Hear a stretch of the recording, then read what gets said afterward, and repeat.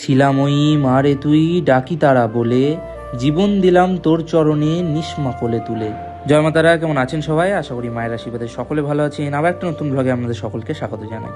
এখন বাজে সকাল 8টা, আর আজ এক দাদা তার ফ্যামিলিকে নিয়ে মায়ের কাছে পুজো দেওয়ার জন্য এসেছে। তাদেরকে লাইনের মাধ্যমে নিয়ে গেলাম মায়ের গর্ভগৃহের ভিতরে। তো চলুন প্রথমেই আপনাদের মায়ের দর্শন করা। আর এই হলো আমাদের জগৎ জননী আনন্দময়ী উগ্রতারা। মায়ের ভালোভাবে দর্শন করুন, নিজেদের কামনা বাসনা মায়ের কাছে জানান।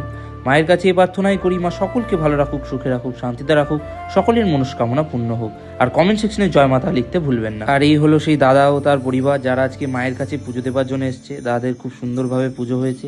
আর সারা রাত বৃষ্টি হওয়ার কারণে আজকে ওয়েদারটা খুবই সুন্দর, ঠান্ডা ঠান্ডা হাওয়াও দিচ্ছে। তারপর দাদাদেরকে দোকানে নিয়ে গিয়ে আশীর্বাদ, চরণামৃত, প্রসাদ সমস্ত কিছু দিলাম। আর সময়ের সাথে সাথে মানুষের সমাগম মন্দিরে বাড়ছে। দাদাদের পুজো করার পর আমি বাড়ির পথে রওনা দিলাম। আশা করছি আজকের ব্লগটা আপনাদের ভালো লেগেছে। ভালো লাগলে লাইক করুন, বেশি বেশি করে শেয়ার করুন। আবার পরের ব্লগে দেখা হবে।